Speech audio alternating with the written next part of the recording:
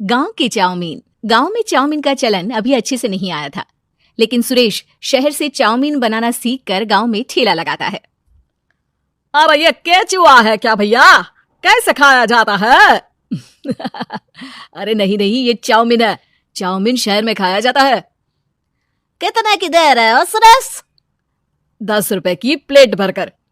तभी वहां शहर से पढ़ा एक लड़का आता है। जरा एक प्लेट चाउमीन तो देना। सुरेश उसे चाउमीन देता है। उसे चाउमीन खाता देख गांव वाले भी उससे चाउमीन ले लेते हैं और खाने लगते हैं। अरे वाह सुरेश भैया, कमाल की बनाए हो। 2 प्लेट मेरे बच्चों के लिए भी पैक कर दो। बस फिर क्या था, सुरेश का ठेला लगता है और चाउमीन खरीदने वालों की लाइन लग जाती है। तभी वहां से गांव का साहूकार होकर गुजरता है। और ये क्या भीड़ लगी है? लगता है झगड़ा हो गया है गांव में। चलूं मैं अभी तो मजे ले लूं। अरे कहाँ है, इतनी भीड़ लगी है यहाँ? लड़ाई हो गई है क्या? अरे साहूकार साहब, ना ना ना, कोई लड़ाई ना हुई है। ये तो सुरेश की दुकान है चाउमीन की। हम लोग चाउमीन खाने आए हैं, आप भी खाइए ना। साहूकार चाउमीन खाता है और सुरेश की तरफ देखता है, जो सारे दिन के पैसे गिन रहा होता है।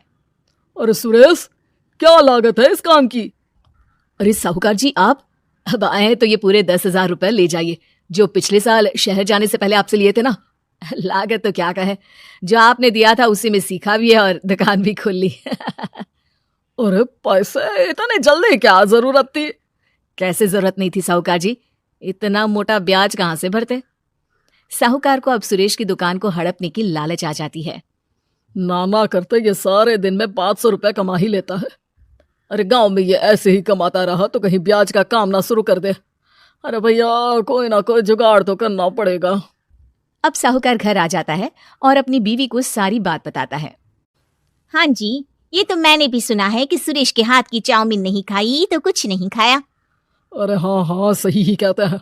मैं अभी खा कर ही आ रहा हूँ। अरे भाग्यवान है, कितना अच्छा हो ना अगर वो पैसा हम लोगों को मिल जाए। क्यों हैं? हाँ वो तो है, लेकिन कैसे? हम लोगों को तो चाउमीन बनाना आता ही नहीं है। साहूकार और उसकी बीवी अब रोज चुपके से सुरेश के घर जाते हैं और खिड़की से उसे चाउमीन बनाते देखते। अब क्या था, दोनों को चाउमीन बनाना आ जाता है। फिर एक रोज, और सुरेंद्र, तुझे साहूकारनी ने बुलाया था। बोल रही थी कि बेटे के जन्मदिन में 10 किलो चाउमीन का ऑर्डर देना है। बना दोगे ना? अरे हाँ हाँ साहूकार जी, मैं जरूर बना दूंगा। कब देना है घर में 10 किलो चाउमीन? अरे वो तो तू घर आकर बता कर लेना, मैं नहीं बता पाऊंगा। ठीक है, शाम को काम निपटा कर आ जाता हूँ। सुरेश साहूकार के घर जाता है, लेकिन वहां मियाँ बीवी मिलकर उसे बंधक बना लेते हैं। अरे मुझे क्यों बांध रखा है? मुझे छोड़ दो। आज से तेरा ठेला मैं लगाऊंगा और बहुत सारे पैसे कमाऊंगा। साहूकार एक आदमी को सुरेश की निगरानी में लगा देता है और वहां से चला जाता है। अगले दिन, अरे साहूकार जी, आप कब से चाउमीन बेचने लगे और अपना ये सुरेश कहाँ गया? और वो तो शहर गया है, उसका कोई काम निकल आया था। बोल रहा था कि जब तक वो ना आए तब तक मैं ही उसके ठेले का काम कर दूं। पैसे भी तो बहुत उधार ले रखे थे उसने। लगता है कर्जा भरने के डर से भाग गया है। अरे पर वो तो बोल रहा था कि उसने सारा कर्जा उतार दिया है, और वो क्यों भागेगा? इतना तो कमा रहा था। अरे मुझे क्या पता। अरे चाउमीन खाना है तो बोलो, नहीं तो भागो यहाँ से। अरे हाँ हाँ, दे दो दे दो। अब तो चाउमीन खाना पूरे गांव के लोगों के लिए आदत ही बन गया है। ना खाओ तो नींद ना आए। हाँ हाँ, तो लो और निकालो 50 रुपए। 50 रुपए क्यों? सुरेंद्र तो 10 रुपया में देता था। अरे वो पागल था, मैं थोड़ी ना हूं।